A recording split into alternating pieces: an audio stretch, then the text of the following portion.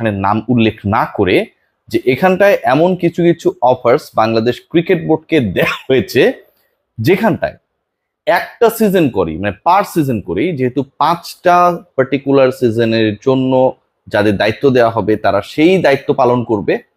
Next season থেকে যেটা শুরু হবে, এক সিজনেই বাংলাদেশ ক্রিকেট বোর্ডকে $2 মিলিয়ন সব কাজ পার্টিকুলার ওই ইভেন্ট ম্যানেজার বা কোম্পানি বা কনসোর্টিয়াম তারা করবে, এবং বাংলাদেশ ক্রিকেট বোর্ডের কাছে তাদের ব্যাংক জামানত থাকবে $2 মিলিয়ন, প্রায় 25 কোটি টাকার কাছাকাছি। এরকম অফার বাংলাদেশ ক্রিকেট বোর্ডকে দেওয়া হয়েছে। পরের বিপিএল এ যদি এটা সত্য হয়, এর বাইরেও যে বিকল্প প্রস্তাবগুলো গেছে সেখানেও একটা খুব ইন্টারেস্টিং প্রপোজাল আমি যতটুকু জানতে পেরেছি ছিল বা আছে, সেটা হচ্ছে বাংলাদেশ ক্রিকেট বোর্ডের এই আয়োজনটা করতে গিয়ে কোনো এক পার্টিকুলার কোম্পানি তারা বলেছে যে তারা পুরো ম্যানেজমেন্ট করবে, সকল অর্থ ব্র্যান্ডিং এর থেকে শুরু করে টাইটেল স্পন্সরশিপ থেকে শুরু করে এভরিথিং, সকল অর্থ বাংলাদেশ ক্রিকেট বোর্ডের কোষাগারে বাংলাদেশ ক্রিকেট বোর্ডের ব্যাংক অ্যাকাউন্টে জমা হবে। কোনো টাকা ওই পার্টিকুলার কোম্পানি নেবে না, পুরোটাই বাংলাদেশ ক্রিকেট বোর্ডের কোষাগারে জমা হবে। সেখান থেকে পরবর্তীতে তারা আবার 25 কোটি টাকার একটা মোটামুটি প্রপোজাল দিয়েছে যে এরকম ভাবে তারা এই স্ট্রাকচারে তারা 25 ক্রোড়ের মতো টোটাল রেভিনিউ করতে পারবে, যেটার আবার শেয়ারিং এ প্রত্যেকটা দল আফটার দ্য বিপিএল পাবে অলমোস্ট 2.5 কোটি টাকা করে। I am telling everything seriously. নতুন দল নিয়ে আপডেট এই ডিসকাশনে আসবো, তার আগে নতুন দল নিয়ে আপডেট করি। রাজশাহীর মিস্টার শফিককে তো আপনারা কেউ ভুলবেন না। মিস্টার শফিকের দল পরের বিপিএল এ থাকছে না, এবং রাজশাহীর একটা দল মোটামুটি কনফার্ম হয়ে গেছে। তারা মোটামুটি তাদের কার্যক্রম বাংলাদেশ ক্রিকেট বোর্ডের যারাই দায়িত্ব পাবে না কেন তাদের সাথে শেয়ার করবে, এবং ওই দায়িত্বপ্রাপ্ত গ্রুপ যেন রাজশাহীর টিমটা যারাই প্ল্যানটা করেছে তাদের দেয়, সেই বিষয়ে তারা একটা প্রপার মানে তাদেরও তো প্রেজেন্টেশন রয়েছে, যে প্রপোজড ফ্র্যাঞ্চাইজি গুলো যারা তাদেরও প্রেজেন্টেশন রয়েছে, সেটা রান করে ফেলেছে। সেই দলটা রাজশাহীর পরবর্তী দলের নাম হতে পারে রাজশাহী এক্সপ্রেস। রাজশাহী এক্সপ্রেস এখন পর্যন্ত যে তথ্য আমার কাছে রয়েছে। আবুধাবি টি10 লিগে আপনারা জানেন যে অনেকগুলো দল পার্টিসিপেট করে। এর বাইরেও বিভিন্ন যে ফ্র্যাঞ্চাইজ টুর্নামেন্ট গুলো হয়, সেটা টি20 হতে পারে, টি20 হতে পারে, সেগুলোতে অনেকগুলো ফ্র্যাঞ্চাইজ পার্টিসিপেট করে। ইন্টারন্যাশনাল ফ্র্যাঞ্চাইজ লিগ বা বাংলাদেশের বাইরে যেই ফ্র্যাঞ্চাইজি লিগগুলো অনুষ্ঠিত হয় সেগুলো থেকেও অন্তত একটা দল আপকামিং বিপিএল এর অংশ হবার সম্ভাবনায় দারুণভাবে এগিয়ে রয়েছে। এই খবরটাও আমার কাছে রয়েছে। সেই দলটার নাম কি আমি এই মুহূর্তে বলছি না, বা কারাই চেষ্টাটা করছে সেই আলোচনাটাও যতক্ষণ না পর্যন্ত কোনো একটা প্রতিষ্ঠান বিপিএল ম্যানেজমেন্টের দায়িত্ব পায়, এরপরে তারা ফ্র্যাঞ্চাইজি হতে যারা আগ্রহী তাদের জন্য যে সার্কুলেশনটা দেয় তার আগ পর্যন্ত আসলে পার্টিকুলারলি ওই দল বা ওই গোষ্ঠীর নাম বলাটা উচিত হবে না। তবে ইন্টারন্যাশনালি বিপিএল এ পার্টিসিপেট করার জন্য একটা group, they are very much keen to be the part of BPL. What about the other franchise? সিলেটের যে দলটা ছিল, যতটুকু আমার কাছে খবর রয়েছে, এর আগে আপনারা দেখেছেন সিলেট সিক্সার্স, সিলেটের দলটা হয়তো থাকছে না।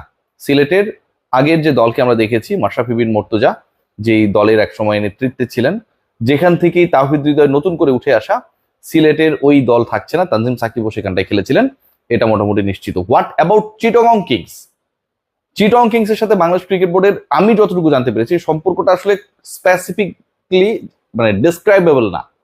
মানে এটাকে আপনি ভালো বলবেন নাকি মন্দ বলবেন, সবাই সবাইকে চেনে জানে দুপক্ষ থেকে আমি যতটুকু জানতে পারছি, কিন্তু কারোর সাথে কারো কমিউনিকেশনস এর জায়গাটা খুব একটা স্মুথ না। আমরা সমকাল একটা রিপোর্ট দেখেছি যে 46 কোটি টাকা বাংলাদেশ ক্রিকেট বোর্ড তারা চিটাগং এর কাছে পাওনা সেটা দাবি করে লিগালি তাদের কাছে গেছে, এবং এটার উত্তরও সম্ভবত চিটাগং দিয়েছে ওই পত্রিকার বরাতে যে তারা আসলে এটাকে মিউচুয়াল আন্ডারস্ট্যান্ডিং এর মাধ্যমে, আরবিট্রেশনের মাধ্যমে এটার একটা সমাধান চায়। সো এই ঘটনাটা অন্তত আপকামিং বিপিএল এর আগ মুহূর্তে চিটাগং এর কাছে বিসিবির উকিল নোটিশ, লিগাল নোটিশ 46 কোটি টাকা দাবি করা, আপনি যদি মেলাতে চান 2-2-4 মিলাতে চান, চিটাগং কিংস এর পরের বিপিএল এ থাকার সম্ভাবনাকে অনেকাংশে কমিয়ে দেয়। সিরিয়াসলি বলছি, এটা আমার অ্যাজাম্পশন, এটা কোনো পেন এন্ড পেপার ডকুমেন্টস নেই, এটা আমার অ্যাজাম্পশন। এর বাইরে 3টা দল ফাইনাল, রাজশাহী এক্সপ্রেস যদি হয় সেটা সহ 4টা, বাইরের যে একটা টিমের কথা বলছি সেটা সহ 5টা। তার মানে নাম্বার 6 টিম কে হবে সেটা কিন্তু একটা বিশাল কম্পিটিশন হবে। কারণ এর আগে আমি বলেছি যে খুলনা নিয়ে খুব বেশি ডাউট নেই, রংপুর রাজশাহীও থাকবে। রাজশাহী এক্সপ্রেস যদি নতুন টিম অ্যাড হয়, ফরেন টিম যদি একটা অ্যাড হয়, তাহলে 5টা টিম হয়ে গেল। You need one team to fulfil the slot of number of 6 teams, right? সেই জায়গাটায় চিটং কম্পিটিশনে থাকবে, নো ডাউট, আপনারা সবাই জানেন। এর বাইরে সিলেটের দল পাবার জন্য নিশ্চয়ই অনেকেই চেষ্টা করবে। সিলেট চিটগং এই দুইটা যে পার্টিকুলার বিভাগীয় শহর রয়েছে, তার সাথে কিন্তু ক্যাপিটাল সিটি ঢাকাও রয়েছে। নিশ্চয়ই ঢাকা এবং চিটগংকে বাদ দিয়ে বিপিএল আয়োজনের চিন্তা কেউ করবে না, whoever the franchise owner is, no matter. ঢাকার ব্যাপারে বাংলাদেশ ক্রিকেট বোর্ডে কোনো কনক্রিট অবস্থান আমি এখন পর্যন্ত দেখি নাই।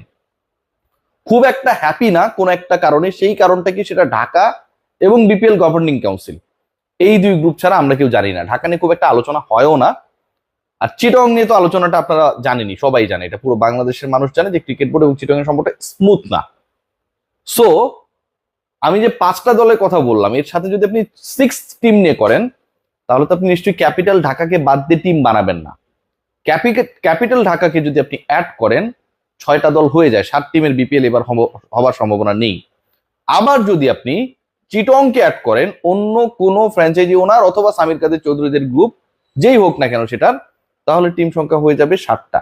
সেই ক্ষেত্রে যে গ্যাঞ্জামটা লাগবে, সিলেট থাকবে না, এবং একই সাথে ফরেন ইনভেস্টমেন্ট বেসড যে টিমটা আপকামিং বিপিএল এ আমরা পরিকল্পনা করছি, দেখতে চাচ্ছি, ভাবছি, সেই দলটারও প্রেজেন্স আমরা দেখতে পাবো না। So the news is that upcoming BPL এ যে ফিনান্সিয়াল মডেল, তাতে বাংলাদেশ ক্রিকেট বোর্ডের কাছে প্রস্তাবিত বিভিন্ন প্রেজেন্টেশনে যে কনসোর্টিয়াম গুলো তাদেরকে প্রেজেন্ট করেছে, তারা প্রায় $2 মিলিয়ন, প্রায় 25 কোটি টাকা বিসিবির কোষাগারে জমা রেখে বিপিএল আয়োজন করতে আগ্রহী। এটা একটা প্রপোজাল ছিল। বড় বড় ফ্র্যাঞ্চাইজিস গুলো বা যে কনসোর্টিয়াম গুলো রয়েছে, তাদের মধ্যে এমনও প্রপোজাল ছিল যে তারা টোটালি যেই ম্যানেজমেন্ট করবে, যেভাবে ব্র্যান্ডিং করবে, যেভাবে স্পন্সরশিপ আনবে, টোটাল টাকাটাই বিসিবির কোষাগারে যাবে এবং বিপিএল শেষে সেই রেভিনিউ শেয়ার হবে, এবং সেই ফিনান্সিয়াল মডেলে প্রত্যেকটা দল they will get at least 2.5 crore from each season. So it's going to be, আমার কাছে মনে হয় যে খুবই এক্সাইটিং। শেষ পর্যন্ত কি হয় দেখার। এদিকে বিভিন্ন কাপঝাপ রয়েছে, বিভিন্ন দৌড়ঝাপ রয়েছে, আইফোন 16 এর কাহিনী রয়েছে, যদিও সেটা ডাচ ক্রিকেট বোর্ড রিলেটেড। সেগুলো দেখেই আসলে আমরা বলতে পারবো শেষ পর্যন্ত কি হয়। তবে অগাস্টের 9 তারিখে everything will be clear, cause BCB তার বোর্ড মিটিং এ ডিসাইড করবে who is going to be their partner for the upcoming BPL. Take great care, সবাই ভালো থাকবেন।